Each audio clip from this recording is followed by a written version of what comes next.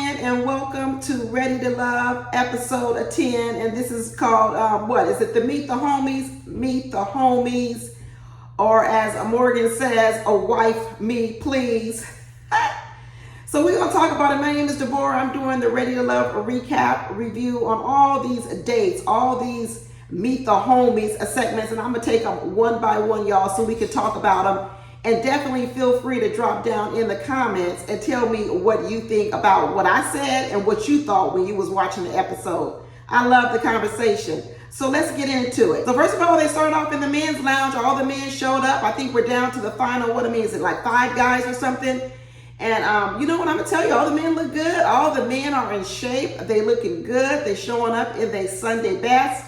Looking real nice. And Tommy says, hey, now's the time for you to introduce these women to someone, your homies that you've known for a long time, to see what your friends say about these women. Are you trying to wife up? Well, some people are trying to wife them up. We find out later that Andre ain't got, Lyndon ain't got no 2-year plan. He got a 5-year plan. But we'll get to that. So our first day, we get into it right at Andre's house. You know what? I know now why Jeffrey likes Andre, because Jeffrey believes Andre got some money. Andre running around talking about he's on Forbes magazine. Did y'all see my funny short video with Andre on the Forbes magazine? It was fake. It was just for play. But I was like, wouldn't it be interesting if Andre was on Forbes for the S-Curl box? But I'm sure it's some type of business. I'm sure it's some real type of business that he does. A reason why he was on Forbes. I don't know. But I will say this about Andre. He knows how to hype himself up. And let me tell you, he is alluring Jeffrey in, because she needs some money. Jeffrey needs a man who can provide, protect, and lead, especially with these 3 kids with 2 baby daddies that don't even come around no more. She gonna need a man with some money. And she says that between Mark Anthony and Andre, it looks like the best fit for me is gonna be Andre, because he may have some money because he's been on Forbes magazine. So Andre decides to host it at his house, and he has his good friend Jermaine come over. Here's Jermaine right here. And Jermaine's gonna meet Jeffrey and Cynthia, and Cynthia comes on in and gives Jermaine a handshake. Okay, Cynthia, if you're gonna be trying to soften it up and lead with your femininity, you're gonna need to do maybe give the man a one-arm hug or something. The handshake is so business-like, you know, save that for the business meetings. But when you're trying to endear yourself to a person or warm up to a person, unless you really is concerned about some type of inappropriate touching or something, give people a hug. I mean, give them a one-arm hug or something. This is supposed to be a different setting, but she gave him a little business handshake. And, you know, they came in and sat down, and Cynthia says, you get what you get when you get with me. Cynthia still is one of my favorites. I really do like Cynthia a lot. Cynthia says I'm a straight shooter. She said, you can bet on me. I'm consistent. I know you can. I know you count on Cynthia. If Cynthia says she's going to be somewhere, she's going to be there. I can already tell. Cynthia's the type of person where if she can't do it, she's going to tell you, I can't do it. But if she tells you I'll be there, she's going to be there. I like that type of person. That's the vibes I get from Cynthia. That Cynthia is like all real and Jeffrey is like all fake. It's like the real Louis Vuitton versus the fake Louis Vuitton. When I see these two sitting on the couch, I'm like the fake Louis and the real Louis. And Andre obviously likes the fake Louis. But you know who could tell the difference between the fake Louis and the real Louis? Jermaine. Jermaine didn't pick Jeffrey. Jermaine did not pick Jeffrey for Andre. In fact, to be honest with you, I think Jermaine was picking Cynthia for himself. Jermaine was probably like, you know what, if you don't want Cynthia, I'll take her. If you don't want Cynthia, Andre, I'll take her. Because Jermaine was like, you know what, let me lean back on this couch, and Cynthia, you just keep talking, because what you saying to me is sounding real good. Take care of my feelings. Jermaine was like, yeah, that's what I want. I want a woman who's going to take care of my feelings. And everything Cynthia was saying, he was talking about, I want to sit back on this couch and relax and listen to you keep feeding my ears with this nice candy. But when he was talking to Jeffrey, he was like, I better sit up and pay attention so I can catch all these lies. He was like, I better not blink. I better listen carefully, because something ain't right here. Something ain't right. So last week, Jeffrey couldn't get no recommendations for no ex-boyfriends. And then this week we find out she ain't getting no good referrals from none of these men either. Did none of these friends like Jeffrey? None of them. So last week, no exes liked Jeffrey. And now this week, no friends like Jeffrey. What does that tell you, people? What does that tell you when two baby daddies don't want to talk to you, and then when people meet you for dinner and they trying to figure you out, and none of them recommend you?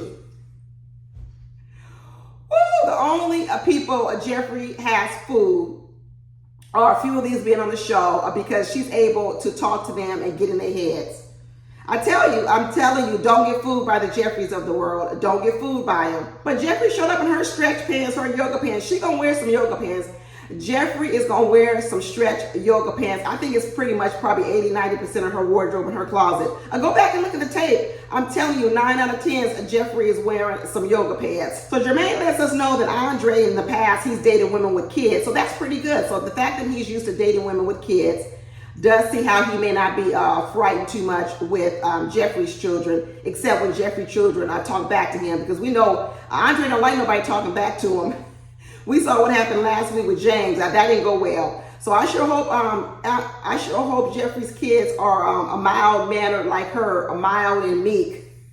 Mild and meek like Andre called Jeffrey. He called Jeffrey mild and meek. There ain't nothing meek about Jeffrey. Jeffrey attacked Blake, Jeffrey attacked Demario, and Jeffrey attacked Seaon. Maybe when you put Jeffrey up against Morgan, she seems meek, but Jeffrey ain't meek compared to no other women on this show. Jeffrey has attacked more women and men on this show than anyone else. How is she meek and mild?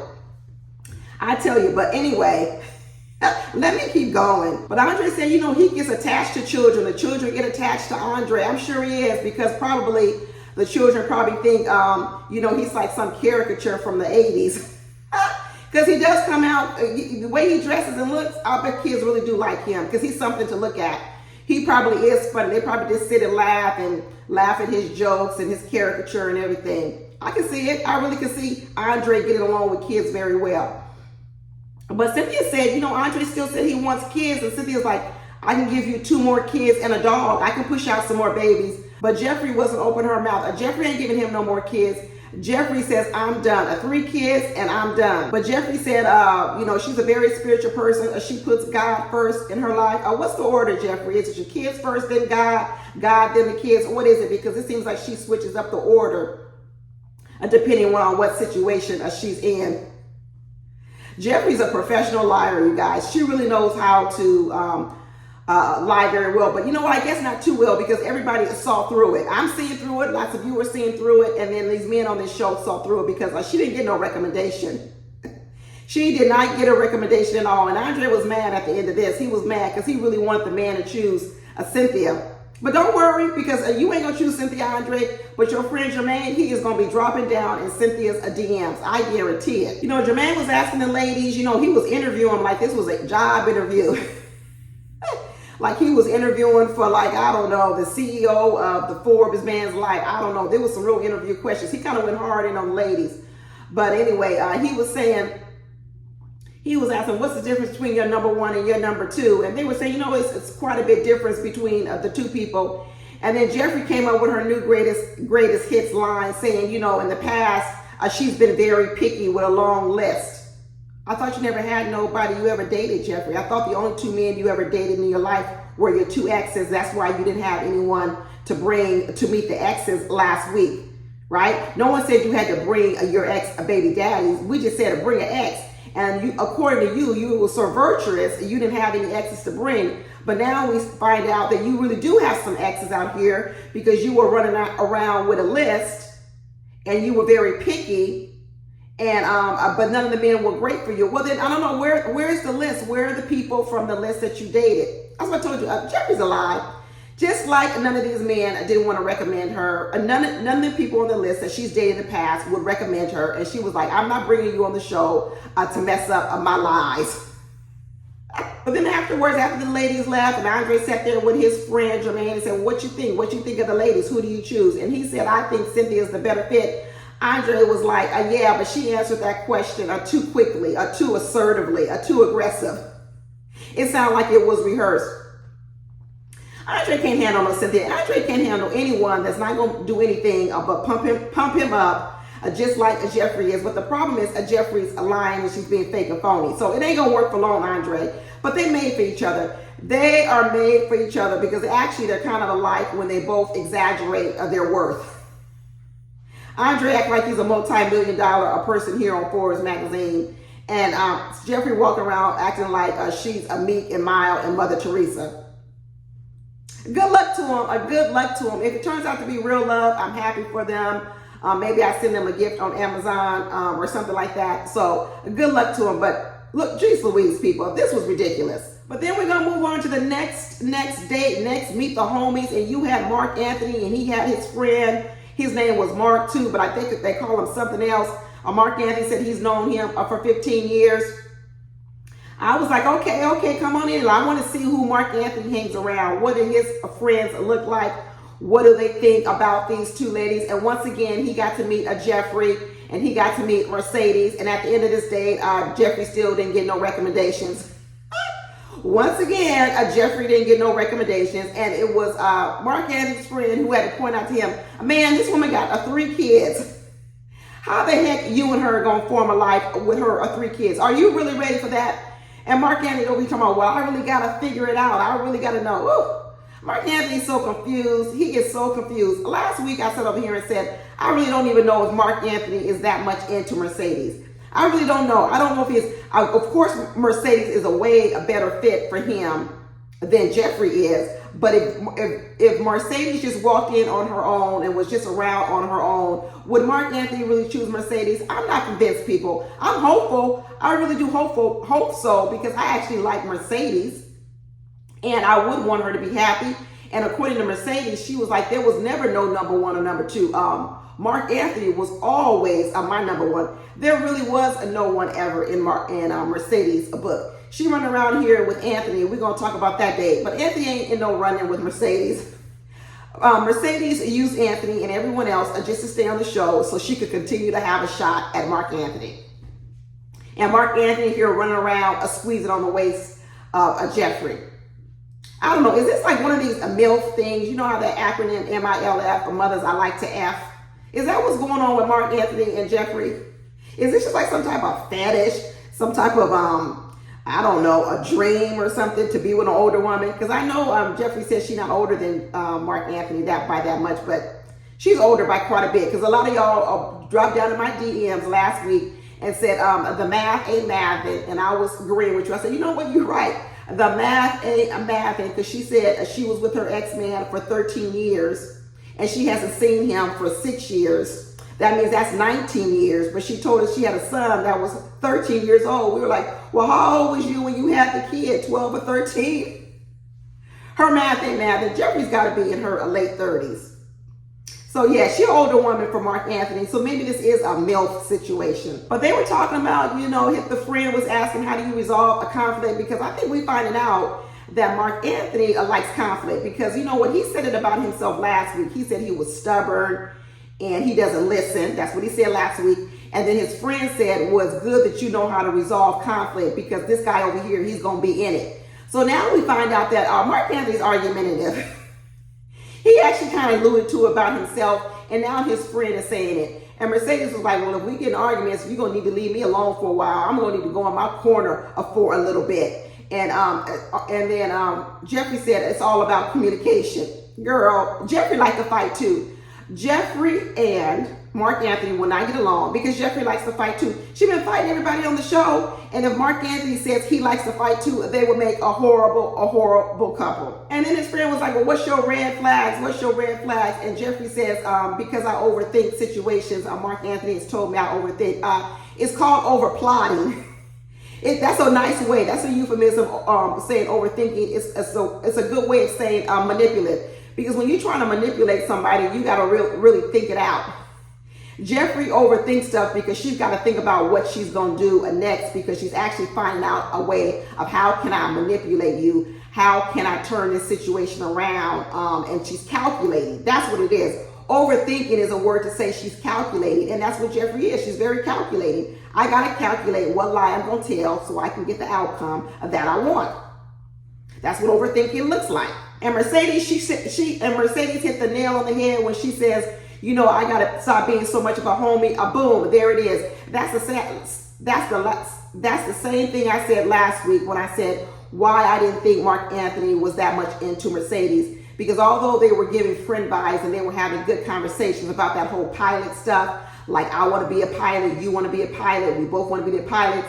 That's that homie stuff. Friends. Let's go to pilot school together. That's that equal friend stuff. And the truth of the matter is, Mark Anthony wants a woman that actually is more softer, really is so-called more domesticated like Jeffrey is. That's actually what Mark Anthony wants, and that's actually what he's attracted to in Jeffrey. And what I told you about Mercedes is she comes off a lot independent, an independent friend, like, hey, I'll meet you there, as opposed to come pick me up.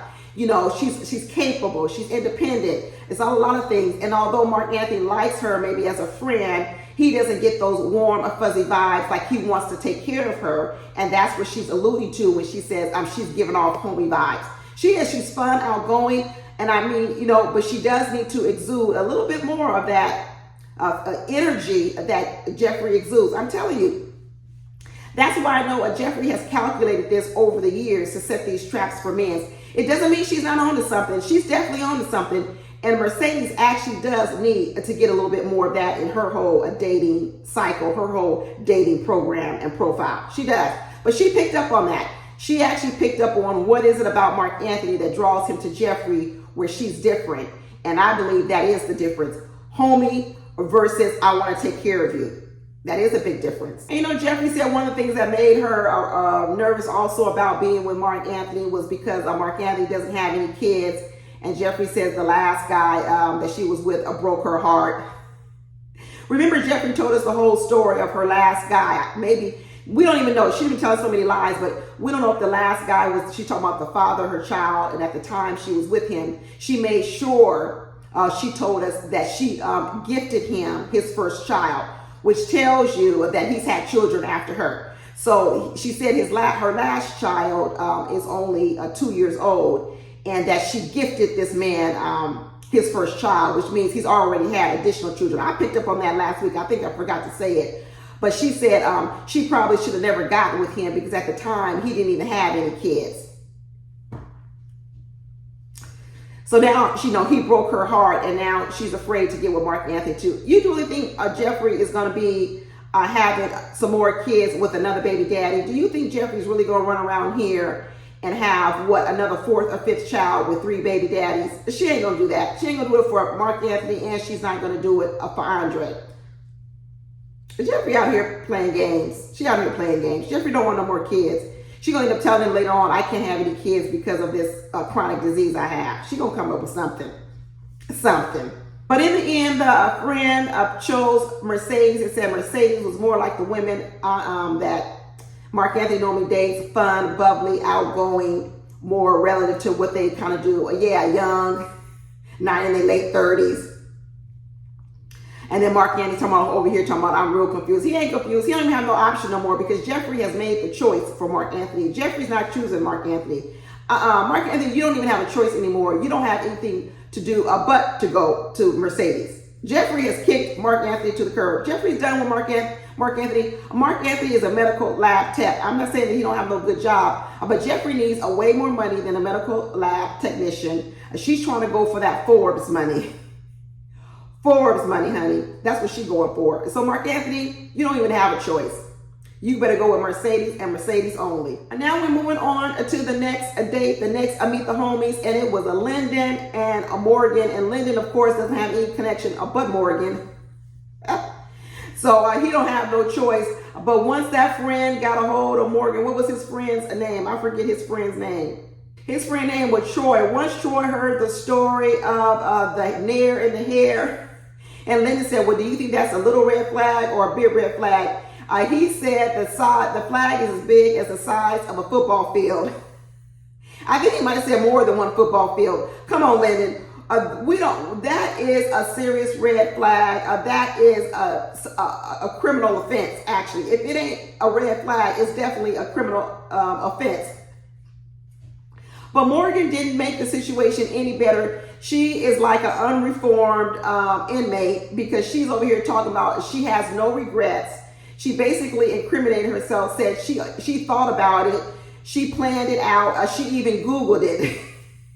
Don't you get extra years in prison for that? Don't you get extra years for premeditated? Don't they go back in your Google search history and figure out you premeditated this? You went and did some research on how to do this to harm somebody. Isn't that worth an extra 10 years in prison? Woo, Morgan. So not only did you do it, and you don't have any regret, any remorse, you premeditated it, you Googled it, and you plotted it to make sure you couldn't go to jail. Well, I don't know where you looked it up, because I mean, that's assault. That is assault, and you absolutely can get jail time for that. I don't know what she's talking about. Seaon, isn't this an offense that comes with jail time? Can't this come with some jail time? I'm telling you, if somebody puts some nair in my hair, they're going to jail. They are going to go to jail. I'm going to make sure of it. The friend was like, Troy was like, well, why did you do it? Why did you do it? She said, because, I knew I was done with the relationship and I wanted to make a grand exit. Woo, if you think this is the pinnacle of what Morgan can do, then you're all wrong. She hasn't even reached her pinnacle. She's trying to act like I would never do this again. You may not do this one again. You may do a different thing and it may be worse. So yeah, you're right. You may never put nair in the hair of a man again, but you will do something worth your mind, girl. Your mind, where your mind goes to. That's what we're afraid of. Troy said, I'm afraid. When Morgan told Troy, I wanted to make a grand exit, Troy had to clutch his shirt. He was clutching on his pearls like, oh my goodness. My goodness, woman, I am scared of you. And Lyndon over here talking about, well, maybe I need to back away from Morgan. You think? You better not make her mad. You better not make her mad. And he said, oh, well, how do I know you wouldn't do that to Lyndon? He goes, oh no, I would never do it to Lyndon, because Lyndon is never going to lie to me, and Lyndon's never going to do anything like that. Every man going to lie to you at one time or another. What you talking about? He ain't going to never lie to you. Yeah, he is. Every man is going to lie at one time or another. A lie is going to come out their mouth. And so if a lie comes out of a man's mouth and they know that nair is waiting on them, like Troy said, red flags, the size of some football fields. Morgan says she ain't been in a relationship for 5 years. Well, girl, you better add 5 more years on that, because as soon as any man sees this video of this season of Ready to Love, your date life gonna run dry, a real dry. They ain't gonna touch you with a 10-foot pole. They are not gonna touch you with a 10-foot pole, or they definitely not gonna sleep over and you ain't sleeping over. There won't be no sleepovers. There will not be any sleepovers, Morgan. Nah, no sleepovers. No man gonna close his eyes in the company of your presence, and they probably won't have a drink because they may think you put a little something in the drink to make them go to sleep. No sleepovers. I would sleep over your house. I'd be like Cinderella or like a pumpkin. Oh, I gotta be home before midnight. I got to be home before midnight, before the clock strikes 12, because after 12 o'clock, who knows what kind of Morgan comes out? Who knows? But Morgan was like, Lyndon got a 5-year plan. I got a 2-year plan. She's like, I'm trying to get married. She goes, I've been working at this thing for a long time. I've been out here for 5 years, no serious relationship. She goes, I'm not trying to waste another 5 years dating you to get married. I'm with you, Morgan. I wouldn't date no man for no 5 years before I got married to him. And Lyndon over here talking about, well, when I came on the show, I didn't come on here with a 2-year plan. I came on here with a 5-year plan, which proves all our point. He should have never been on here. You ain't ready to love. You ready to date. If you come on here with a plan to date somebody for 5 years, you're not ready to love. You ready to date. Like we said, Lyndon ain't ready. Lyndon over here still renting a room from his brother. He should have never been on the show. He's fun. I would love to go to his bar and hang out with him. Lyndon is probably one of the most fun guys on the show. But he ain't ready for no serious relationship 5-year plan. I would turn around and walk away too, Morgan.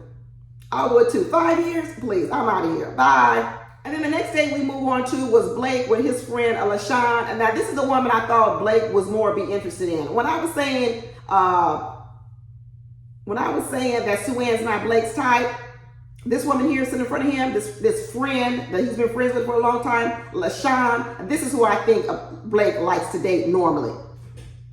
I said it. This is who he likes to date normally. This is more his type right here, sitting in front of us on the TV screen. But anyway, they got into a conversation. She was trying to be nice and all to Seaon, but then I don't know. I didn't like the judgment of the part when she says just because Seaon's been out of a relationship or been divorced for 2 years, she might be carrying around some baggage. Girl, when people get divorced and she's been divorced for 2 years, her marriage was probably over to that man 2 years before the end. Seaon mentally has probably been checked out, involved with a man for over 4 years. So I didn't really think that that was fair. In fact, when it was brought up in the deliberation room with Tommy, even Tommy said, what's the wrong with a woman that's been divorced for 2 years? She's still carrying around baggage. Now 2 years, I can see if it was 6 months, 3 months, but 2 years, that's a lot of time. Especially when more than likely you was over the person before you got the divorce. And sometimes a divorce takes a whole year to get. So she could have been divorced for 2 years, but she could have been in the middle of the divorce for another year. Who knows? I don't know. I thought it was a really jumping. But once again, here we got Blake pointing out things in other people, but he don't recognize his own red flags. So he thinks the fact that Seaon was married in a marriage with 2 kids and got divorced is more of a red flag than him having 3 baby mamas but never married the women. How is getting divorced more of a red flag? Getting divorced once from one man where you had 2 kids with them more of a red flag than you having babies with multiple women, 3 different baby mamas that you never married. Like I said before, I said this is like a person with a 550 credit score jumping down the back of a person with an 800 credit score talking about, well, why you ain't got no 850. Woo, woo, woo. I tell you, Blake needs some mirrors around him because he don't see himself. He does not see himself at all. And Seaon was like, well, he would be a decent girl dad. Seaon lying. Seaon know Blake would not be no good girl dad because he don't have a gentle touch. And girls need a more of a gentle touch. And so he probably wouldn't be no good girl dad. I didn't know Blake had 3 sons. It makes sense. Good thing he does have sons because he don't have no gentle touch. Just like his friend said, he's blunt, direct, and to the point. They ain't gonna be no good girl dad. So when don't have him as your kids a stepdaddy, he's gonna be hurting their feelings. He is gonna be hurting their feelings. But you know what he would be good for? He would be good when them girls start dating and then boys start coming over trying to date your girls because Blake would know how to sit them down, drill them, and ask a billion questions. So in that respect, he would be a good girl dad. He would be a chief security officer. He would definitely be there when no one even get close to your girls because Blake would be at the front door asking 1,000 questions before they could even get in the door. So for that respect, he probably would be a good girl dad when it came to the inquisition and the interrogation. He'd be excellent. And the friend was like, how would you have Blake's back? Would you have Blake's back out here in the world? What? You asking Advocate Sue how she would have Blake's back? Don't you know that Advocate Sue has gotten him off from every offense in this whole episode?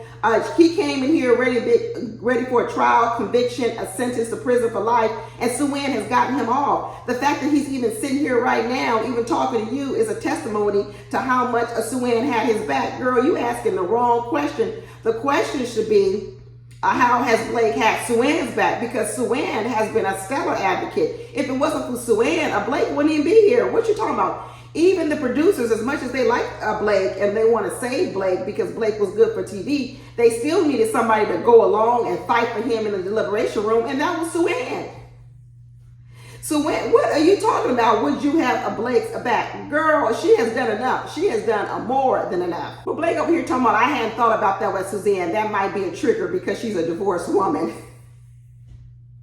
Blake's a fool. Blake is a fool. And then we're moving on to Tony the Tiger, and he had his friend Tron there with him, and Tron for short. And Tron, they've been friends, I guess, for 25 years. That's what Tony said. You know what? I like people who've had friends for a very long time. That says that they know how to nurture and cultivate relationships. That is something that you should look at. And when you are vetting people, how long are their friendships? Because a lot of people can have friends for a year, 2 years, but have you been able to sustain a 25-year relationship where you have a friend who's good enough to come and be on this show with you? That's a good friend, because you know what? A lot of people might not even want to be on this show to come do this little stuff for you, vet women, or just play this little game. But good friends will show up for you when you need them. That's why I said with Jeffrey before. She ain't even got no friends that would come to the table and vouch for her. That's a red flag, people. That's a red flag. But Tron and Tony being good friends for 25 years, I think that's a good testimony. And Tron was like, okay, both of you don't have any kids, talking to Marcy and Morgan. And he said that would be a reset for Tony. That would be a reset for Tony. That kind of made me look a little bit closer, because that kind of gave me an idea that I'm not for sure if Tony even wants more kids. I wonder if Tony wants more kids. He's already 41 years old, and he is dealing with Morgan, and he's dealing with Marcy, 2 women that don't have kids. Maybe Tony is the type of person where he would rather prefer a woman that already has kids because he doesn't want any more kids. That might be the thing here. But Morgan told Tony, wife me please with a 2-year plan. I'm not trying to do no 5-year plan. Marcy said, yeah, she could work with a 5-year plan. Should nobody be working with no 5-year plan, meet no man? That's way too long. You better do what you need to do to figure out in shorter time than 5 years whether or not you want to marry me. If you need to see me every day, we need to go out every day, every other day in order for you to have enough data, information, or whatever else, then you need to do that. Maybe we need to have more dates, more interaction than maybe just going out once every week or once every 2 weeks. But 5 years, that's way too long. Women, don't do that. Don't waste your time with no man for 5 years. That's ridiculous. Especially if you in your 30s. I can see if you was 22 or 23, but if you in your 30s, I'm with Morgan. No 5-year plan, 2 years, period. But here go Morgan again talking about how strong she is and how she got a mouth on her, but all the conversation is about can Tony soften it up. She don't talk about nothing about controlling her mouth. She just keeps talking about I got a mouth on me, I got a strong personality, and Tony needs to soften it up so he doesn't talk to me so harshly. Morgan still ain't talking about what she's gonna change. She was over there at that date with Lyndon talking about she don't have no regrets for putting air in the hair of a man, but she over here asking Tony to soften up. When she gonna have some regret and remorse?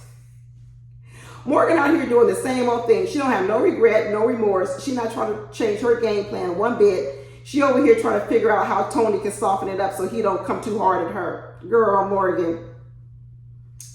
Woo, Morgan, you need some help, girl. You need some help. But Tron, when the ladies left, Tron said he was impressed with these ladies' answer. He was thoroughly impressed. I guess he thought he was going to come here and find some ghetto women. Both of the women are beautiful. So I know Tron was like, dang, man, you got 2 choices. 2 good-looking women, nice figures, nice bodies, good heads on their shoulders, at least maybe intelligence-wise. But Tony didn't tell Tron the Nair story. I'm sure if Tron heard that story, he would be changing his mind on Marcy and Morgan. But in the end, he still chose Marcia over Morgan. He still chose Marcia over Morgan. Well, wait a minute. He didn't choose Marcia. He said that Marcia's answers were better. So you know what? He actually didn't choose one or the other. But he said he liked Marcia's answers. And even Tony had to admit that he and Marcia had more things in common. We know that in the end, Marcy ends up being the one that goes home. But I'm telling you, I don't know if Tony wanted Marcia to go home. I actually think that Marcia probably would be a better fit to Tony than Morgan. Morgan's too much. Morgan really is too much. But next week, we're going to see at the house for the getaway weekend that Morgan's going to have Lyndon and Tony are right where she wants him, fighting for her. Morgan is about to be in La La Land because she's about to go away for the weekend, and she's going to have Lyndon and Tony fighting for her. Boy, she got what she want. 2 men going to be going at it. But you know what? I think it's all a game because I don't even think Lyndon want to be with Morgan, to be honest with you. But it's going to be interesting. It's going to be interesting to watch next week when they get ready for this getaway weekend. And then we were on to this other day with Anthony, his best friend, Miriam. Miriam is one of his good friends. She's married with 3 kids.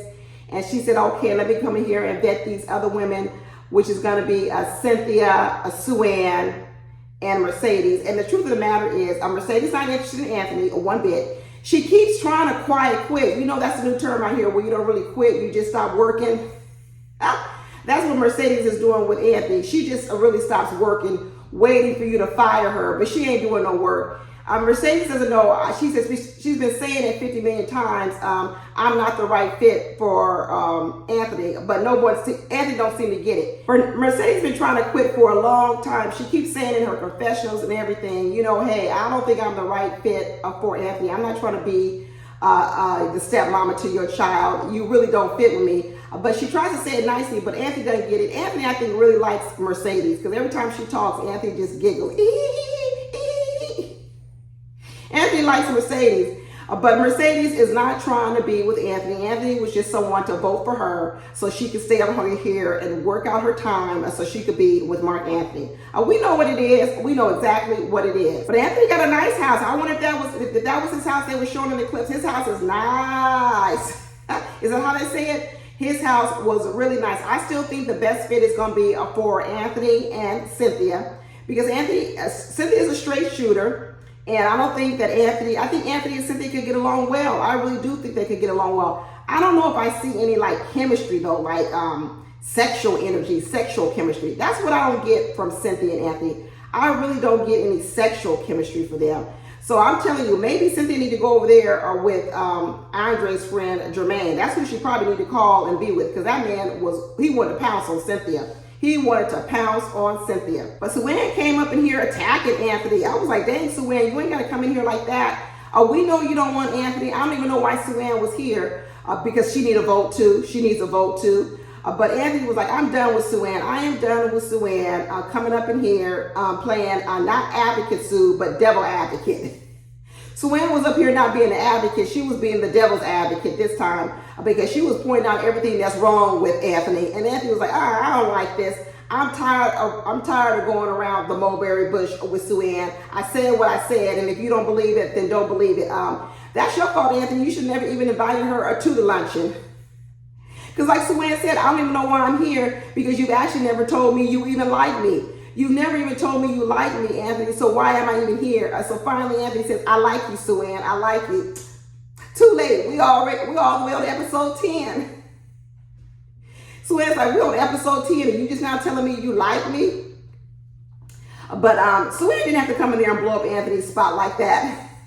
She really didn't. But so Anthony knows that Seaon ain't a viable option, and he don't know it, but Mercedes been trying to tell him over and over again that she don't really want to be with him either. So his only real shot, to be honest with you, is Cynthia, and he better act quick, because if he don't act quick, I'm telling you, Andre's friend Jermaine is going to be dropping down in Cynthia's DMs. But in the end, the friend Miriam chose Cynthia. She likes Cynthia the best.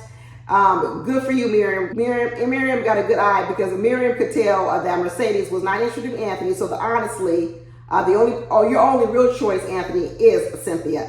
But I don't know if Andre is even attracted to Cynthia. Have we even seen them hold hands or hug or kiss or anything? It's going to be interesting to see what happens at this retreat this weekend, because I know Mercedes is not going to be hugged up on no Anthony. She's going to be all over a Mark Anthony. And I know Seaon is not going to be up on Anthony. So maybe we'll see if there's any love chemistry or any sexual energy chemistry between Anthony and Cynthia. But Miriam brought up that whole ex thing with James, because we knew that was a red flag last week. And Cynthia cleared it up. She said, he won't be no problem. He won't be no problem, because I know how to put my foot down. And I've known this man for a long time, since I was 12. And we were together, I don't know, I think they broke up in 2013, so that's well over 10 years ago. She says, I know how to handle James. I know how to handle James. And last week, one of his cousins, James's cousins, dropped down in my comments. She was mad at me because she felt I was too hard on James. And she said James is really a nice person. So, maybe he won't be no problem. But last week on that show, he sure looked like he was toxic. So hopefully Cynthia has him under control, and she ain't gonna mess up his dating life. But Cynthia said, Anthony, don't worry. He won't be a problem at all, because I know how to put my foot down. And when I do need to bring out my masculine side, I can bring it out. I don't want to anymore, but you know what? I know how to dust it off. I know how to dust it off and use it when I need it. So we'll see how it works out next week with them at the couples retreat. But once they got to the deliberation room, everybody was talking about their dates and everything. It was real interesting to watch. And Tony said he wanted to send Jeffrey home. Blake said she wanted to send Cynthia home. Andre said he wanted to send Mercedes and Seaon home. Lyndon said send home Seaon. Anthony said send home Marcia. Mark Anthony said send home Marcia. And in the end, Seaon and Marcia were the last ones on the bottom. And Anthony had to take out Seaon. And also Mark Anthony had to take out Marcia and deliver the bad news that she was going home. And then Mark and Anthony got to tell Seaon, you're still ready to love, you get to stay. But I'm telling you, Anthony was scared to tell Seaon she could stay. And Seaon was like, I spit it out. You act like somebody just coded cold blue in the emergency room, the look on your face. I spit it out. Seaon is tired of Anthony. Now she over here punking him. But that's it. That's it, y'all. That happened in the end. Can't wait till next week to see this couples retreat. Looking forward to it. Talk to you later. Bye.